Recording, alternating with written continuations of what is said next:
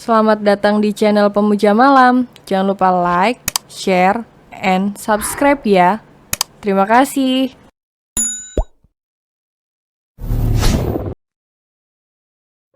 Episode 25. Satu-satunya cara membalas sakit hatinya. Karena tidak mendapatkan jawaban dari pertanyaannya, dengan penuh amarah Boy merobek paksa pakaian Tita. B, apa yang kau lakukan? Tita berusaha menahan tangan Boy. Tentu saja aku akan menghukummu. Bukankah kau sangat suka jika aku hukum? Boy menarik satu sudut bibirnya. B, jangan. Tita menggelengkan kepalanya saat Boy hendak menarik bawahan yang dikenakannya. Aku sedang datang bulan. Boy mengerutkan keningnya dengan wajah yang bingung. Aku sedang menstruasi. What? Gerakan tangannya langsung terhenti. Kau jangan berbohong. Aku tidak berbohong, ketus Tita dengan sangat keras. Sejak tadi dirinya ingin sekali membalas perlakuan Boy dengan menendang milik pria itu. Atau menjambak rambut Boy seperti yang pernah dilakukannya saat hari pertama mereka bertemu. Tapi niat itu diurungkannya saat Tita teringat perkataan Agam, agar ia harus bisa mengendalikan emosinya. Boy yang tidak ingin dibohongi oleh Tita, langsung menurunkan bawahan yang dikenakan wanitanya. Sial, umpat Boy saat mengetahui istrinya itu tidak bohong. Ia mengusap wajahnya dengan kasar lalu duduk di tepi ranjang dengan penuh kekecewaan. Karena dirinya tidak bisa meluapkan kekesalan dan amarahnya dengan menyentuh tubuh Tita. Untung saja tadi aku sempat membeli pembalut dan langsung memakainya. Tita tersenyum penuh kemenangan karena sudah berhasil membohongi Boy dan membuat pria itu tidak bisa menyalurkan hasratnya. Tita memang sengaja berbohong dengan mengatakan sedang menstruasi. Padahal sebenarnya tidak, agar Boy tidak bisa menyentuhnya. Walaupun saat ini Tita sendiri harus matian menahan hasratnya. Setelah otak mesumnya mulai bertraveling saat Boy menekan bagian bawahnya. Tapi Tita harus bisa menahan semua itu. Karena ia tidak mau jika suaminya itu menyentuh tubuhnya tanpa perasaan cinta sedikit pun. Besok katakan pada A, kalau kau tidak jadi bekerja dengannya, ujar Boy dengan suara serak menahan hasratnya. Aku tidak mau. Tita menarik selimut untuk menutupi tubuhnya. Yang saat ini hanya mengenakan dalaman saja. Tita Anggora. Boy menatap tajam ke arah wanitanya. Tita menghela napasnya lalu menatap wajah suaminya. Yang terlihat masih tampan walaupun sedang marah. B, aku ini hanya ingin bekerja. Kau bisa bekerja di kantorku. Bukankah kau masih sekretarisku? Boy masih menatap wajah Tita yang terlihat berbeda semenjak dia pulang bersama Agam. Entah apa yang berubah dari wanitanya itu. Tapi yang jelas Tita terlihat tidak seceria seperti biasanya. Sekretaris yang tidak dianggap maksudmu? Lagi pula bukankah kau bilang aku ini tidak berguna? Jadi untuk apa aku bekerja di kantormu? Ketus Tita. Boy mengepalkan kedua tangannya dengan erat. Aku tidak mau tahu. Kau harus membatalkan niatmu untuk bekerja di perusahaan A. Boy berdiri dari duduknya dan hendak berjalan keluar dari kamar. Beri satu alasan kenapa aku harus menuruti perkataanmu. Karena aku suamimu dan kau harus patuh padaku. Ucap Boy tanpa menoleh ke arah belakang. Ish, di saat seperti ini saja kau mengakui statusmu sebagai suamiku. Tapi di mana hatimu saat kau mengatakan aku tidak berguna? Dan kau begitu mudahnya mengatakan akan mencintai Kak If jika yang dijodohkan denganmu adalah kakakku. Ucap Tita dengan suara yang sangat kecil. Apa tadi kau bilang? Boy menengok ke belakang. Tidak ada, aku ngantuk mau tidur. Tita menarik selimut hingga menutupi kepalanya. Kau jangan tidur dulu, katakan sekali lagi dan lebih jelas. Boy menarik selimut Tita. Tita yang tidak mau kalah menahan selimutnya agar tidak lepas. Hingga terjadilah saling tarik-menarik selimut di antara mereka. B. Tita menutup tubuhnya dengan tangan. Saat selimut tersebut berhasil ditarik oleh suaminya.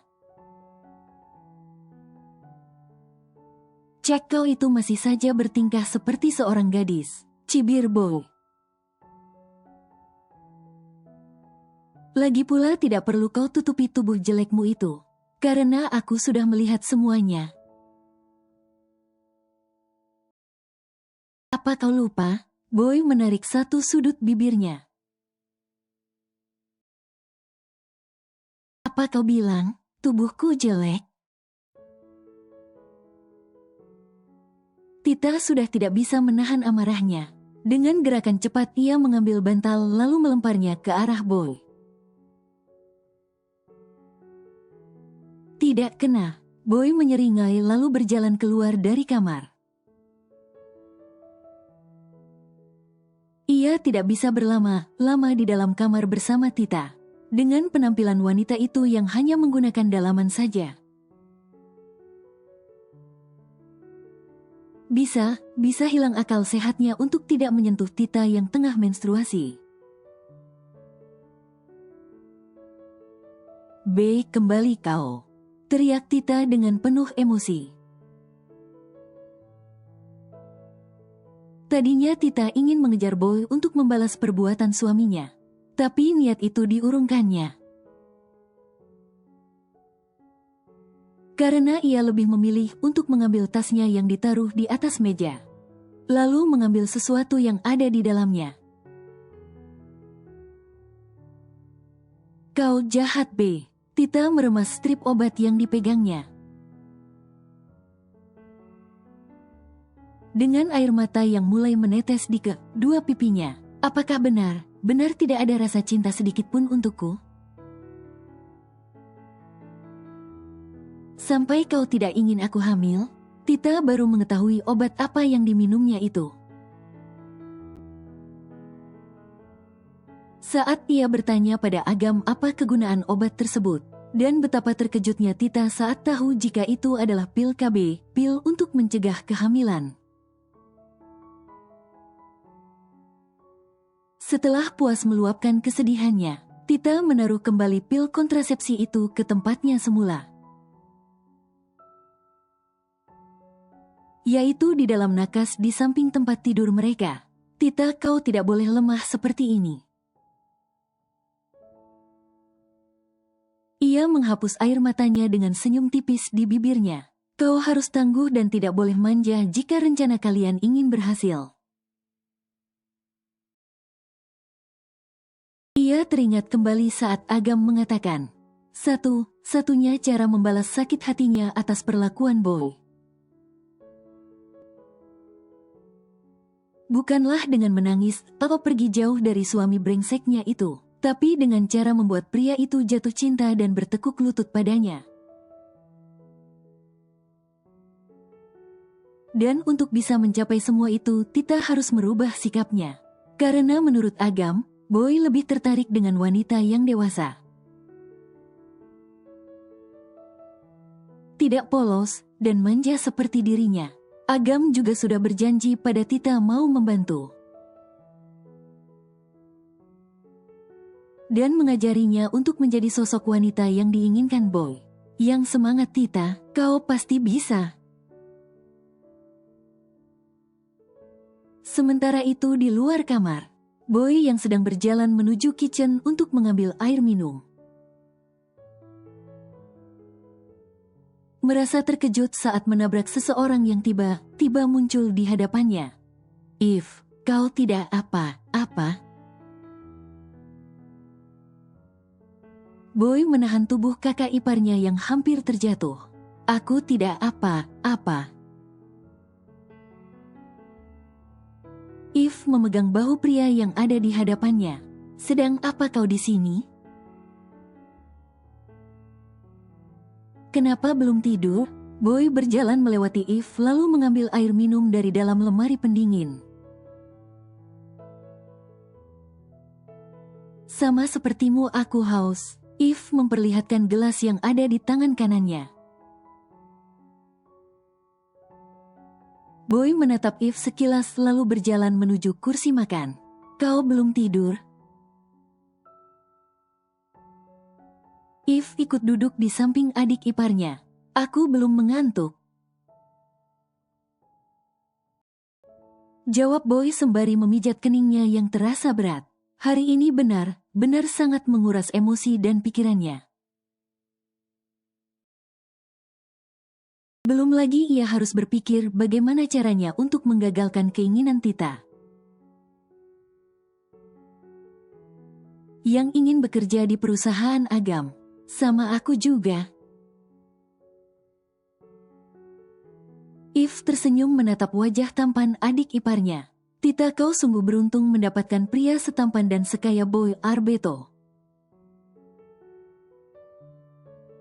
Gumam Eve dalam hati dengan senyum di bibirnya. Kenapa kau tersenyum? Boy menautkan kedua alisnya saat melihat senyum di wajah Eve. Ah, tidak apa-apa. Eve jadi salah tingkah. Tidurlah, ini sudah malam. Boy kembali meminum soft drink yang ada di tangannya. Eve menggelengkan kepalanya dengan cepat. Kalau kau tidak keberatan, aku akan menemanimu di sini. Boy terdiam sesaat lalu tersenyum tipis. Aku tidak keberatan. Eve langsung tersenyum lalu berdiri dari duduknya. Dan dengan memberanikan dirinya, ia mengambil minuman kaleng dari tangan Boy. Minuman ini tidak baik untukmu, aku akan membuatkan minuman hangat. Eve langsung berjalan menuju kitchen. Boy yang terkejut hanya bisa menatap Eve yang kini tengah sibuk menyiapkan minuman untuknya. Kau baru pertama kali masuk ke dalam apartemenku. Tapi kenapa bisa dengan mudahnya kau tahu di mana letak perlengkapan yang ada di kitchenku? Boy mengerutkan keningnya saat melihat Eve yang cekatan di dalam kitchen. Orang yang sudah terbiasa keluar masuk kitchen pasti akan dengan mudah menemukan apa yang dicarinya. Karena pada dasarnya semua orang sama ketika meletakkan barang-barangnya. Yang membedakan itu hanya bentuk kitchen dan tata letaknya saja. Terang Eve panjang lebar. Boy yang mendengarkan perkataan Eve hanya terdiam. Karena ia teringat saat pertama kali Tita masuk ke dalam kitchen untuk membuatkannya sarapan. Meja makannya jadi berantakan dengan hasil yang tidak ada sama sekali. Karena sandwich yang dibuat Tita justru dimakan habis oleh wanita itu. Dan tanpa sadar Boy tertawa hanya karena mengingat kejadian tersebut. Kenapa kau tertawa? Eve meletakkan teh hangat yang dicampur daun mint buatannya pada Boy. Aku hanya sedang mengingat saat adikmu membuat berantakan meja makan dan kitchenku. Boy menyesap minuman buatan Eve yang terasa pas di lidahnya. Kenapa kalian begitu berbeda? Kau pintar di segala bidang, dan Tita. Boy menggelengkan kepalanya. Bahkan Tita tidak bisa membedakan mana gula dan garam. Dan mungkin dia juga tidak bisa memasak air. Boy terkekeh geli saat membayangkan wajah wanitanya.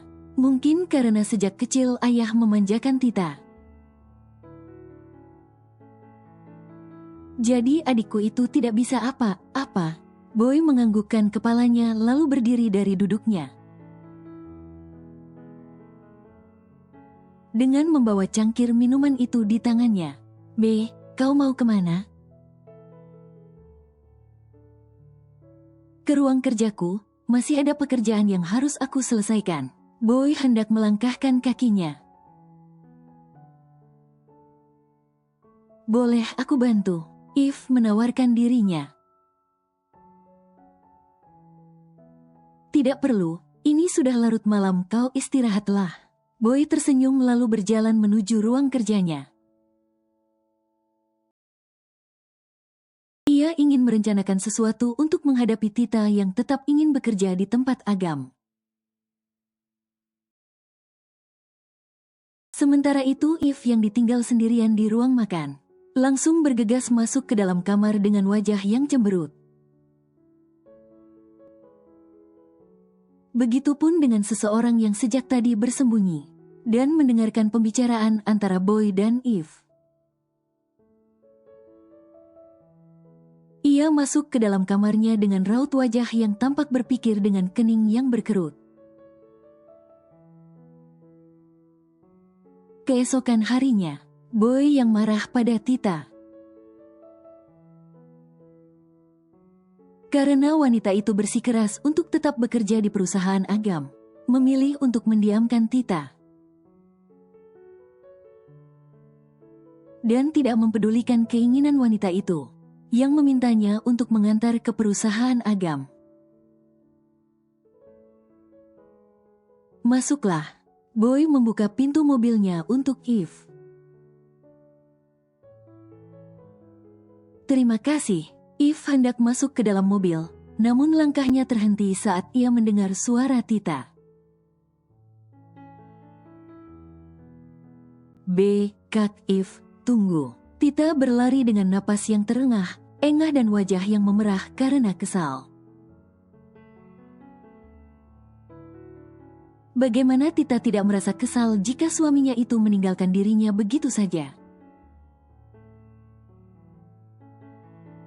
Saat Tita tengah mengambil tas kerjanya yang ada di dalam kamar, dan kekesalannya itu semakin menjadi-jadi.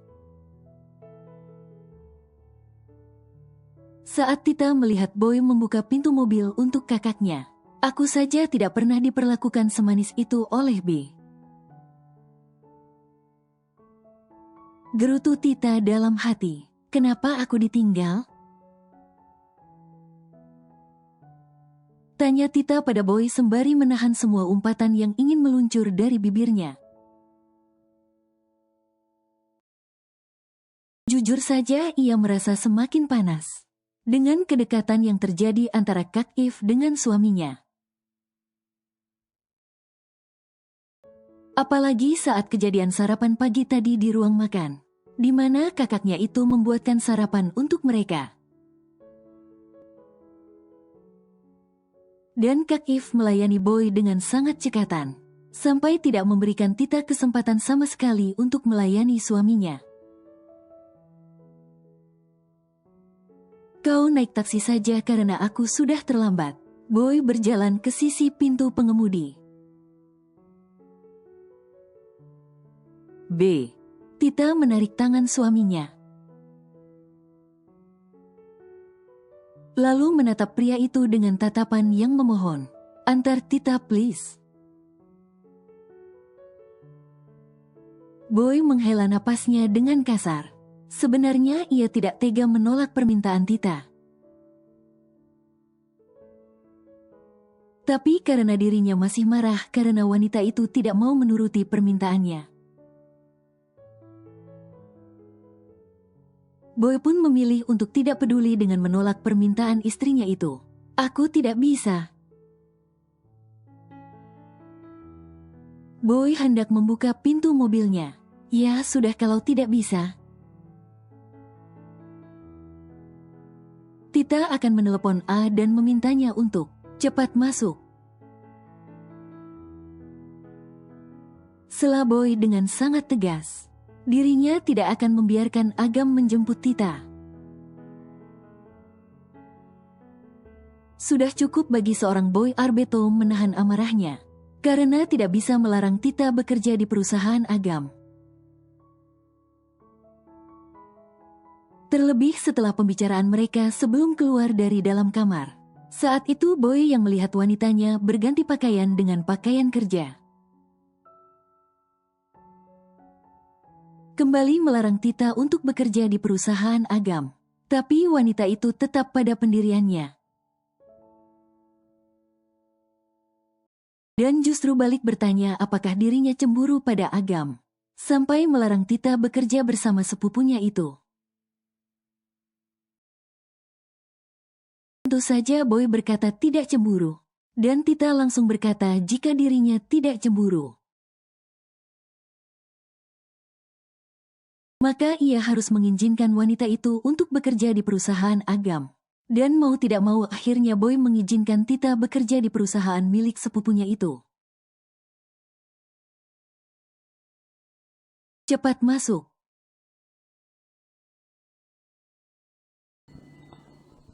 Bersambung.